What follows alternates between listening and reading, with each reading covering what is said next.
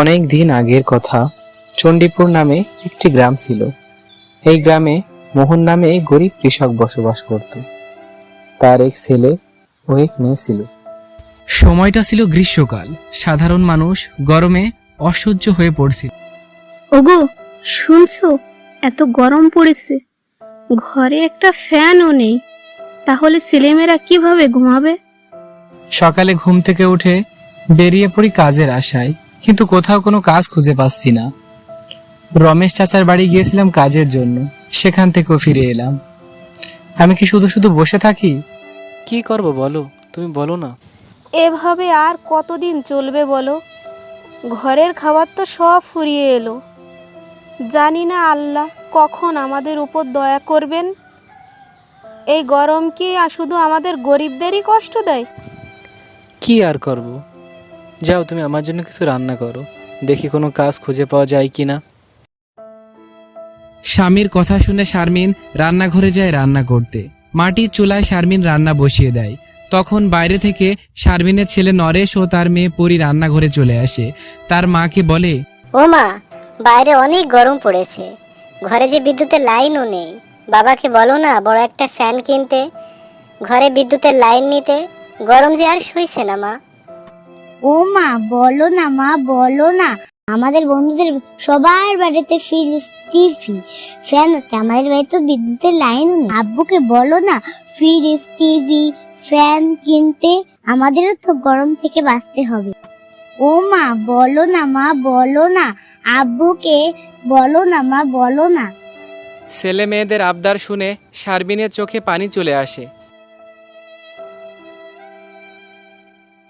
পাশের রুম থেকে মোহন তার ছেলে মেয়েদের আবদারের কথা শুনে কষ্ট পায় এবং নিজেই নিজেকে বলে, হে আল্লাহ, আমি কেমন পিতা যে ছেলে মেয়েদের সামান্য আবদারটুকু পূরণ করতে পারছি না। মোহন নিজে নিজেই কথা বলছিল।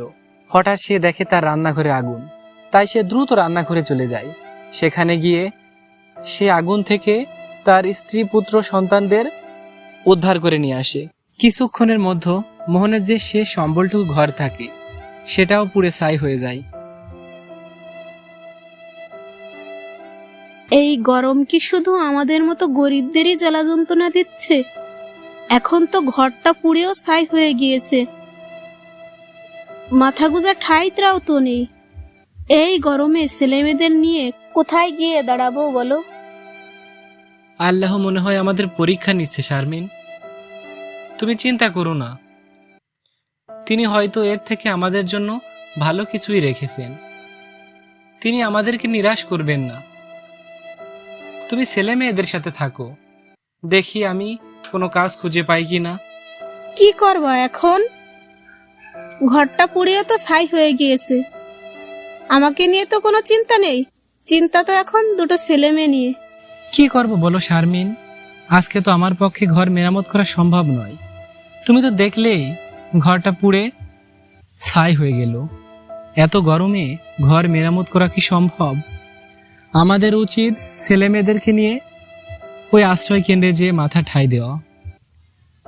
কোনো মাথার উপর ছাদ না থাকার থেকে তো ভালো যে আমরা একটু আশ্রয় কেন্দ্রে গিয়ে আশ্রয় নিই।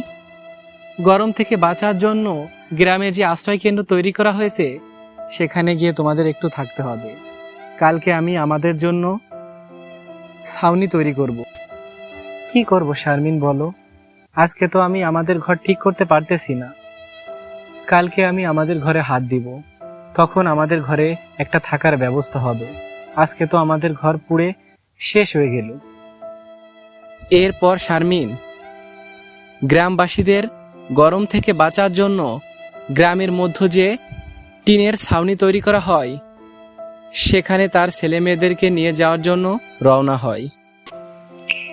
আব্বু, আব্বু, এত গরমে এই টিনের ছাউনির ভেতর কিভাবে থাকবো বলো? আমি থাকতে পারবো না। কি করব সোনা বলো? আমি তো জানি তোমাদের এই টিনের ছাউনির ভিতর থাকতে কষ্ট হবে। আমি তো কোনো দিক খুঁজে পাচ্ছি না। মাত্র কিছুদিনই তো থাকতে হবে এখানে। আমি কথা দিলাম কাজ পেলে তোমাদের ফ্যান এনে দেব, ফ্রিজ এনে দেব, সেখানে শান্তিতে থেকো। মাত্র কিছুদিন তো এখানে থাকতে হবে, কিন্তু তোমাদের এখানে কষ্ট করে থাকতে হবে। আমি কথা দিলাম কালকে তোমাদের জন্য ভালো কিছু ব্যবস্থা করব। শারমিন, এদের খেয়াল রেখো, দেখি আমি কোনো কাজের ব্যবস্থা করে আসি।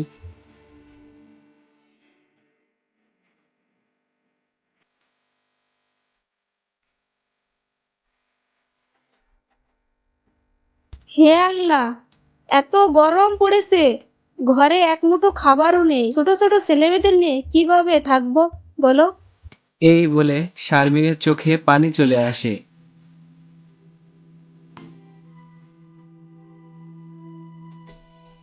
মোহন দাঁড়ে দাঁড়ে কাজের জন্য ঘুরে বেড়ায়। এখানে যায় একবার কাজের জন্য, ওখানে যায় একবার কাজের জন্য, কিন্তু কোথাও কোনো কাজ পায় না। অবশেষে মোহন ছোট একটা কাজ পায়। সে টাকা দিয়ে মোহন ছেলে মেয়েদের জন্য অল্প কিছু খাবার কিনে নিয়ে আসে।